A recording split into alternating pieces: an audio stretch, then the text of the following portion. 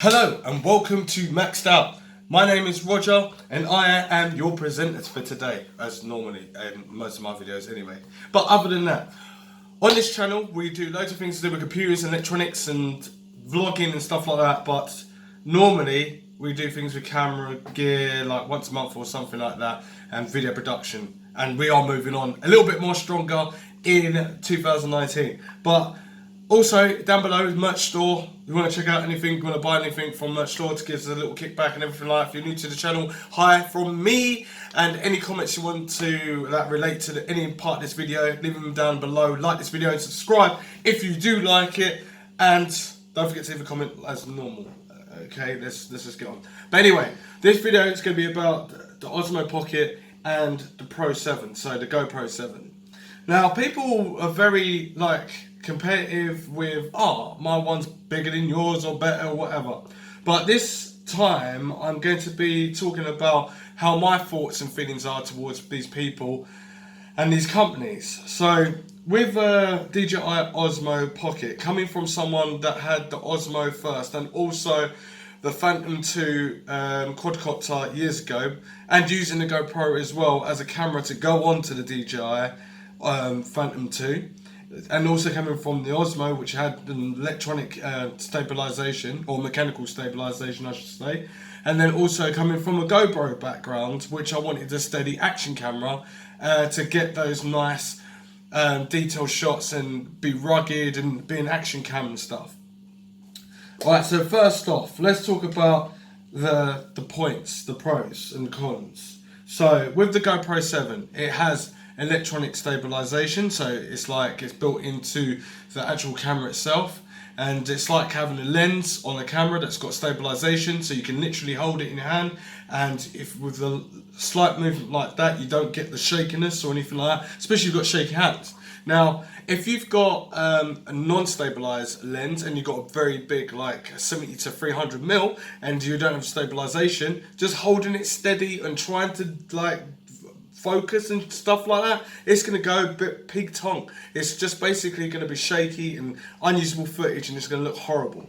Now this is why that's good little a nice necessity on the GoPro 7.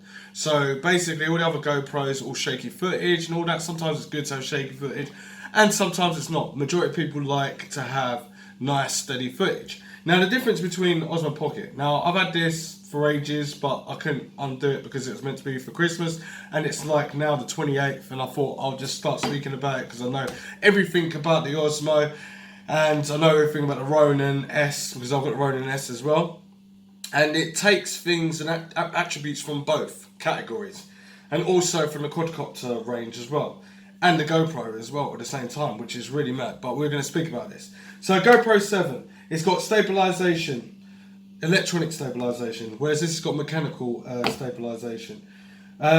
Also, if you want that fisheye look, it was kind of fashionable back in when the GoPros come out. I loved it. I loved the fact it was very different. You got the first GoPro and you had fisheye stuff, and it was wicked, excellent. Then there was some people that I met in the camera world, and they were making lenses that made the GoPros with a straight horizon. So whenever you're filming anything, it was straight and no curvature, and that was pretty cool. Obviously this is straight horizon, GoPro's curved, all the time curved.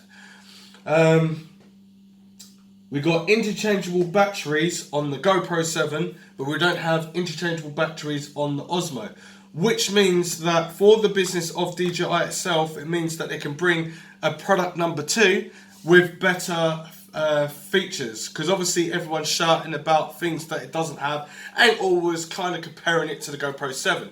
Now I won't compare this to the GoPro 7, but I'm just talking about the GoPro 7 and the Osmo at the same time and why you shouldn't compare it. We'll get to that point in a minute, but we're going to talk about the pros and cons about the Pro 7 at the moment and also the DJI.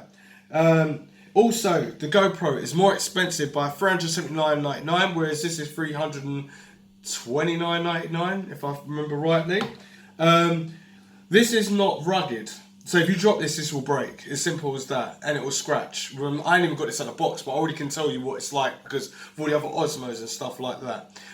Also, GoPros are made as an action camera, are made for being rugged as you like, and going for deep diving and stuff like that, and being in the snow, and that's what GoPro is for. Like, you put it on a bike, put on a motorbike helmet, and going nuts. It's so good for that sort of stuff. This as an action camera would be more you running about and trying to get your family and stuff like that. This is more of an amateur camera, not a professional camera, but it has got professional tools in there, but not enough professional tools to take away that it's only £329.99, not freaking like £5,000, £10,000, £20,000, £50,000 camera without having any batteries added on or any bits that bolt onto it. It's literally that. A GoPro is more expensive, but it's straight out of the box waterproof, so that takes that away from this. Obviously you can get accessories, but you can't get accessories now from this. But with the GoPro, you can get accessories all the time, and they've got millions of accessories. GoPro have been doing it for years. Now, DJI did obviously steal the version of having GoPros on a quadcopter, and they didn't really like to see another camera company doing their thing and putting it on there. So obviously they brought out cameras to take that away from GoPro, but it's still funny because they got a GoPro looking mount that you can have this kind of stuck on onto a suction pad, and it's kind of what it is. It's like a GoPro mount. It's not like made by DJI at all. So that's kind of funny, but it's really weird how people keep comparing it. It's not really a comparable camera. This camera, I would it's kind of a vlogging camera, but it's not, because it's too close in your face. Like, the GoPro is like a perfect distance, so you can hold it in your hand and bring it in and take away people that you don't want to see. This camera, you hold it out here and it's like it zooms straight in, and that's not cool, because that technically is not a vlogging camera. Because a vlogging camera is the way that you would hold a stick in your hand and have a camera and hold it out. So basically, it's like what's a stick? I can't remember what freaking hell it's called. But you put a camera on the end and a stick. I can't remember what it's called, but you will find out. What is it? What is it? A selfie stick. Ah, selfie stick. There you go. So as a vlogging camera, you would turn the camera and you'll vlog to it. But with other cameras and manufacturers that had basically mirrorless design and mirrors, the ones with mirrors were a more bulkier camera. We're having non-mirrorless cameras are not as bulky, but then you had to have the flip out screen so you could see what you're actually looking and filming on. This is kind of where that's going, but technically it's an all-rounder. It's a camera that you can put in your pocket, because this is what it's made for. It's very small, smaller than your phone. You can put it out and you could just like set it up within seconds and start recording. It has got its loads of bad points, but so is the GoPro, and we'll go through that afterwards as well. So, other than that, DJI made a very small mechanical gimbal, or electronic, because technically it works with a battery, and it obviously works with software. So you basically got a small flipping handle that you can walk around with, and then basically film people within a matter of seconds without getting a big camera out, lights, handle and all this sort of stuff. It's all built in. Now, I've also noticed people have been complaining about all the accessories. Now, if I've got a car and I've gone and bought a car from Audi or BMW or Mercedes, and I haven't got the biggest, fattest tyres or the biggest alloys, or an ECU was not remapped, or bigger exhaust pipes, or electric seats, or anything like climate control, these are all things that you got to pay for as accessories. So you want to accessorize your car, you have to pay extra. Now, this was made and with attention to being the smallest gimbal. This is why it's called Osmo Pocket. Put it in your pocket, take it out of your pocket, film, get whatever you need, put it back in your pocket. This is why it only lasts for 140 minutes and not like a whole freaking day, because it's not a professional cinema camera. Why would DJI make this to be out doing like the Ronin S or like its other gimbal related products? They wouldn't do that. It's not very clever. they could easily make this really accessible. But technically, you think how small this product is. This product is really small, and it's got everything that you could ever wish for at the moment, which will be stabilized footage, because no one wants shaky footage, even though it's still not going to take away that it's not better than the Osmo, the normal Osmo that came up first. And the reason is because they made a Z-axis, which means that it can take out the bump as you're walking, which is like ninja walking. Now, I come from a photography and videos or cinematography background, so I'm used to using all this stuff. And when you're using big equipment, it's there as a tool to use what it's meant to do. Now, this does quite a lot. Think about it. It does so much stuff. You've got a touch screen, it's facing the right way, it's electronic gimbal or mechanical gimbal. It's also, what else has it got? It's got software that's all very straightforward for people that don't really know how to use a camera. They can just literally just put it out, turn it on, it will set itself up, point and shoot, and you're ready to go. And you just follow the person that you're doing. That's the whole point of what it is. It's a market for everyone. Now, for professionals like me, I could use this to blow up a car. I could have loads of these, blow up a car, make an action cam, because it's nice horizontal base. It's not too expensive. It's $329.99. I could have 6 of these in the car from the back and the front and side, driving down the road, and mix it with a normal professional camera, and I'll get that professional grade. Obviously, it probably wouldn't be a good idea blowing it up, but like say smashing up the car and I've still got the memory card inside it. Some of them might be corrupt, some of them might not be, but technically it's easy to put something this small rather than a DSLR camera, which is like, I don't know, starting from 1,000 to 3,000. It seems more logical. That's more professional based. It's got some professional software that you can open up, like with the MXDOUT app, which is kind of watered down version on Android, but full version for iPhone. They never said it was proper going to be blown for Android. It does say made for iPhone, so technically I can't really have a go at them for that. But why didn't they make it for both platforms? People also explained.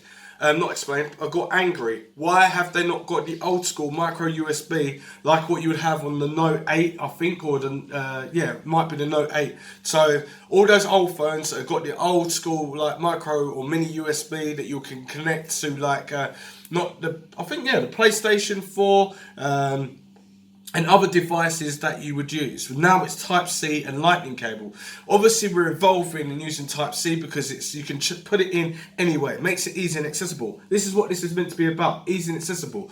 Now with the Lightning cable, same thing, easy and accessible. With the mini micro USB cable, not easy and accessible because it only goes in one way, which just makes it a little bit awkward for people that are not very great with technology. This is going to be good for people that are not great with technology, but also good with technology, and also good with professional photographers and professional cinematographers, because you can get the best out of this because they know what they're looking for through aperture, ISO and shutter speed, whereas an amateur won't. Just stick it onto automatic and still get kind of the same nice footage. You can get peaking and stuff like that. It can show you whether it's overexposed, but for anyone that's amateur, it's not going to really know what that even means. But if you're starting out, this would be a very good camera to start out with. Also very good to use if you're a vlogger.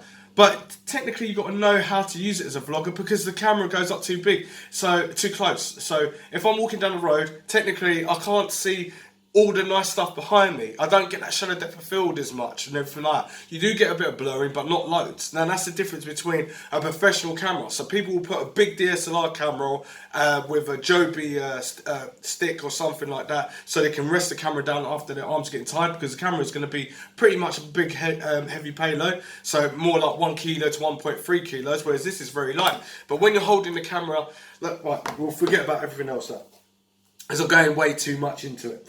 Anyway, so the GoPro 7 is rugged, and it's waterproof up to 10 meters straight in the box. This is not waterproof. It's got 8 times slow motion, so it's got 240 frame rates per second, rather this has only got 120 frame rates per second at 1080p, just like the GoPro's got like basically double. Voice controlled, you can speak to it, take a picture and all that. We've seen how that works with mobile phone technology for years, and it's not very good all the time. It depends and whether it picks up your speech properly and stuff like that, but it's got a few commands. I think it's got like 16 commands and stuff. Also, you can live stream. You can also live stream on the old Osmo as well, but you need a phone for that, and you obviously need a phone for the GoPro. It don't just live stream without any technology like a phone. It needs a phone, and it needs a phone for the MXDOUT app with this as well. It also has a 1.2 milliamp battery, lithium battery for the GoPro. Whereas this, I'm sure it's got a lighter battery, but I can't even remember because I didn't write it down. What an idiot. Anyway, got a 12 megapixel camera for the actual GoPro itself. Or is it 12 megapixel? Is this 12 megapixel as well? Right, 12 megapixel for this and 12 megapixel for that as well. 4K, 60 frame rates per second on both, so you can slow it down at 4K and crop it down and stuff like that if you really want to. I'm sure it brings itself in as well. 1080p at 240 frame rates per second is decent, but it's not slow enough for the people that are very professional, but it's slow enough to get slow-mo and find out if you really like that sort of thing and you start to learn how to do videos and stuff like that, you might want to use that more often. Obviously, this is touchscreen, GoPro's touchscreen. GoPro has got GPS built in. You need to obviously buy something to connect to this to make it GPS. And now, this is very small. It's out of the box straight away, not an action camera. But you can use action camera if you're on the... It's basically like this is for humans. The GoPro's for like penguins and freaking people that want to go in the sea, because you can use it for the snow straight away, for harsher conditions, muddy conditions, dusty conditions, sand conditions. It can work in all those conditions where this doesn't. But with their more aggressive, more expensive video production tools, it can do that. Now, HDR. GoPro's got HDR, this doesn't. This is what this is lacking, it's not good. Phonely, yeah, we all talked about phone for live streaming. It's got loads of accessories right now. You can't buy the accessories right now for this. It's got a 2-inch screen for the GoPro, whereas this has got a smaller screen. It's harder to see what you're doing.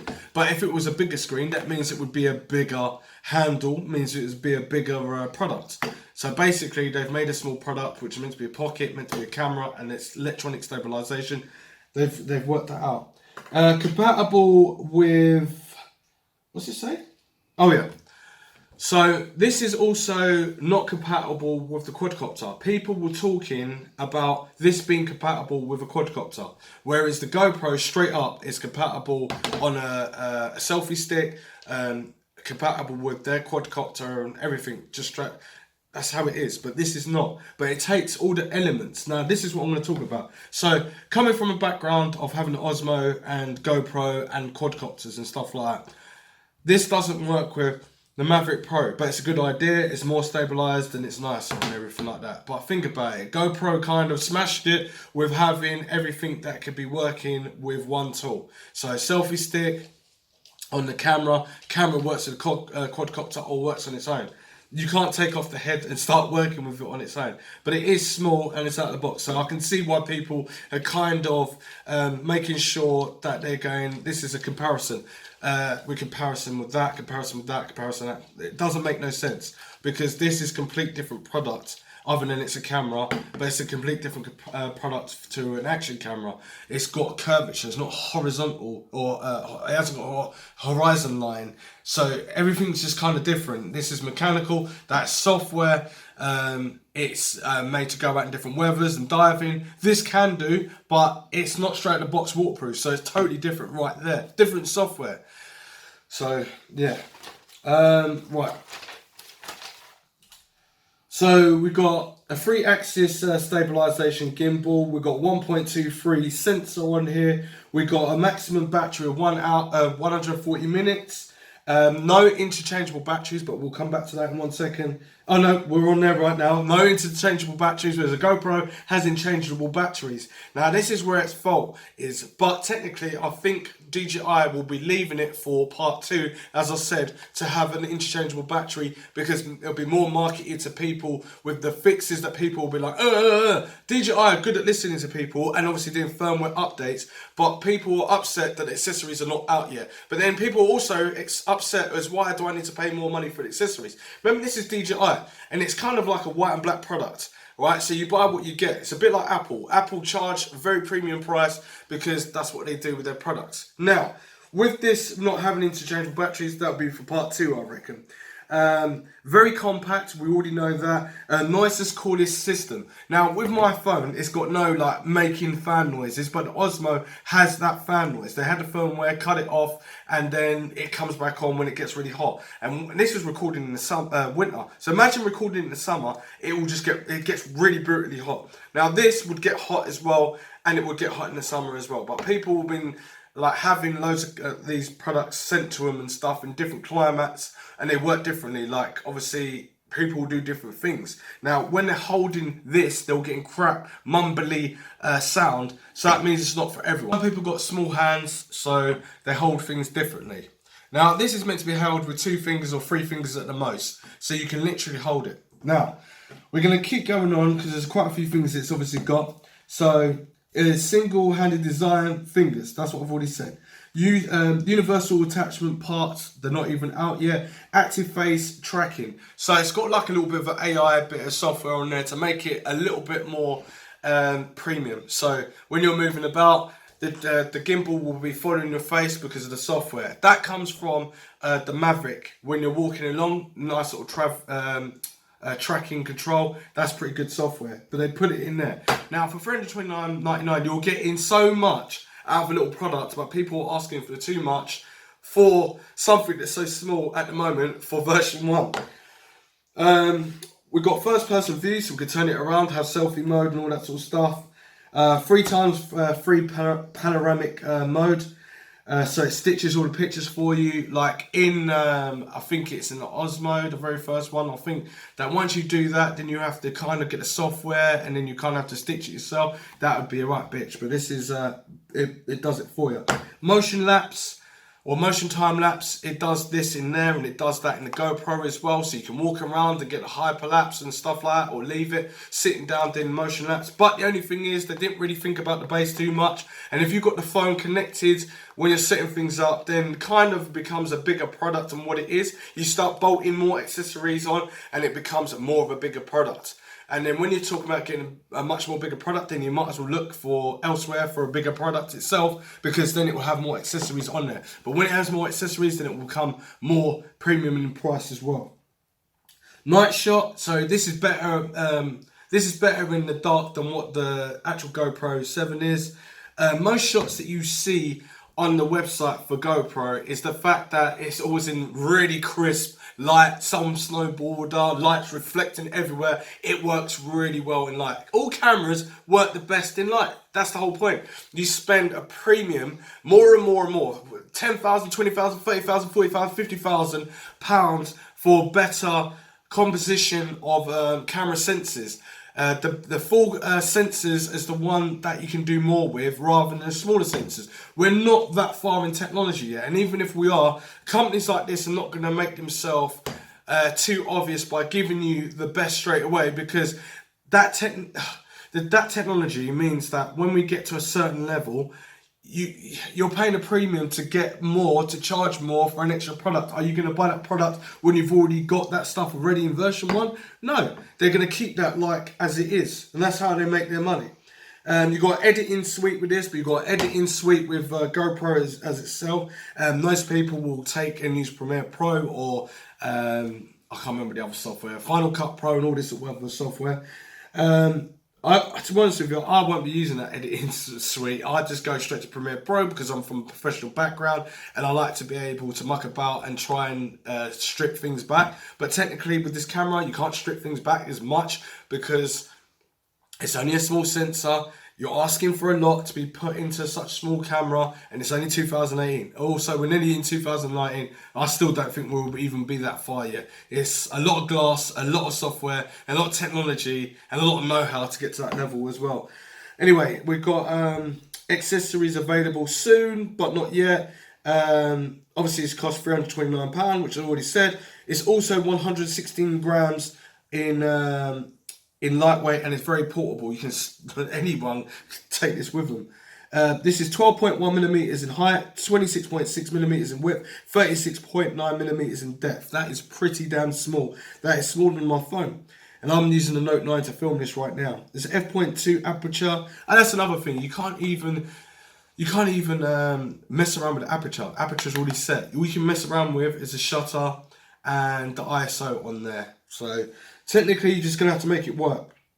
It also has the sandstone handle, non-slip for sweaty people. So people that sweat with sweaty hands, they got you covered. So DJI have thought about different things, but I also haven't thought about the other stuff. Also got story mode, which is like for amateurs or lazy people who want to put something together and just like let it go through story mode for their own software. So basically it's like creating a video and it will make it look all glim and glamorous. This does not have the barrel roll on it. So technically the Ronin S has the barrel roll. So this is what I'm saying. They take attributes from each thing and then put it into a smaller product, and then this is why this exists. But not having a barrel roll would be good, because technically people will be complaining about the barrel roll because it's too light, there's no weight to it. So technically when you're walking around, you're getting the Z axis, you're getting the wobble at the top, but on the left and right it's kind of cool. If you're doing an interview and you're holding the camera and people are moving about, it looks beautiful. But as soon as you try to do, say, like a product review with a slider and stuff, this does not replace a slider. This does not replace even a jib or anything like that. A Ronin S could though, kind of, but not. It can't replace a slider or anything like that. But you can use it with a slider and stuff like that and make your videos more creative. But anyway, I'm going off a subject here. In the case, it's kind of crazy. You should have a handle, like with Canon, Nikon, you get like a handle so you can hold it over a bridge or somewhere it's really far, and you know if that camera slips out your hand, it's gonna break. They put the handle on the case, and also you can't see the LED because the LED in the case is turned the opposite way around, so you can't even tell if it's charging. I know I sound like I'm a bit of a hater on this, but I'm just reading it out as it is. There's a lot of problems with the Osmo Pocket. There's a lot of problems with the GoPro as well. But it does dedicate for 2 micro SD cards, which is good. But the time of how long you got, I don't think you'll need it, especially if you're filming in 4K. It's going to take it up really quickly. For ND filters, that's good. Having ND filters, that's different. That's really good. So you can do those magical stuff in the dark and everything like that. But 2 smartphone connectors. Now that's what people are going to carry on with 2 phones. I don't know why they would do that. That's another question. So the real point is, you can't compare the DJI Osmo to the GoPro. They're both different cameras. One is for action and being rugged, and one's not. One's meant to be for very small. Even though the GoPro is small, it's not the same camera at all. To be honest with you, if it had the horizon, it didn't have a curvature lens, it could kind of compete in that way. But then it's got interchangeable batteries, so it doesn't compete with the Osmo, because the Osmo from the DJI company itself would have lost, because the batteries can last a lot longer. So GoPros can last out for the whole day. You got to buy more batteries for it. You got to charge this, and then you're going to be waiting around to obviously do another one or buy another one, which means that the price will be like 650 quid. So that's why you can't compare them. They're totally different cameras. It's like me comparing a GoPro to my phone. I've got kind of like an electronic stabilization in the software built into the phone, and I could easily whip it out and it's ready, it's convenient. But this is just another accessory to add to your backpack, just like a GoPro is. But the GoPro is more like rugged. That's how I look at it as. You can use it on a motorbike, just slam it on a car and everything like that. You can kind of do that with this, but that's not made for that. It's like the Ronin S. This is what we're talking about, the Ronin S quickly. You can go up to you can put a bigger payload on the Ronin S, and then you can drive at a certain speed, and it's kind of wind resistant. This is not going to be wind resistant. This is not for that sort of thing. Where the microphone's at the bottom, and that's another thing. Having this situated down, just a little push, and then the camera's down to doing time lapses and all that sort of stuff. They've got all these accessories. GPS is not built in straight away into this device. They've kind of marketed right, because technically you have to buy accessories, which makes them more money, and you could just literally buy this and it's still got a camera. It's tiny, it's a pocket cam, it does last long enough. you charge it, and it's got a cable for your device or an adapter, and it's got an adapter for a 3.5mm jack. And it's kind of, why did you take the jack out for the 3.5mm jack? They could have easily added it in there. They did that with the Osmo. But it shows how far they've come from a company. They're not trying to compete with themselves. And that's what I would say. They would be competing with themselves if they kind of had all of those things that they've already got at the moment. But they could have made it very like competitive against the GoPro, because they could have added a selfie stick, which they've got a selfie stick coming out, and also the quadcopter, they could have taken the camera off, it just pops off and goes onto the Maverick, but they haven't done that. So technically, it's not really, I can't see how this is kind of like GoPro and this is Osmo. Just another camera, just another camera. It's just like me saying that the mirrorless camera is competitive against the one with a mirrored camera. But then technically that might be a crop sensor, and then the one with the mirror is going to be a full sensor. Which one would you choose? It depends on what you need it as a tool for. So yeah, I don't really like DJI. I don't like their customer service. I think their customer service is so bad. But they make great products. But there's still problems with products, just like mobile phones. Mobile phones heat up just exactly the same. They're not very good at taking pictures in the dark and stuff like that. But it's a very compressed tool that you can have in your pocket. Remember, it's a mobile phone. It comes as a phone first. Meant to be clarity of speech first, before anything else, before a calculator, before apps and games and stuff like that. These are all added on accessories. And eventually, when we go down the line in the years, this will get bigger in accessories that can be pushed into camera, and the cameras will get better. But anyway, this is Roger. Sorry, this has been a long video and probably a little bit of a rant. But subscribe down below, share and follow me, like me and all that sort of stuff. Well, not like me, like my videos if you liked them. And I'll see you next one. Thanks for watching. Roger out.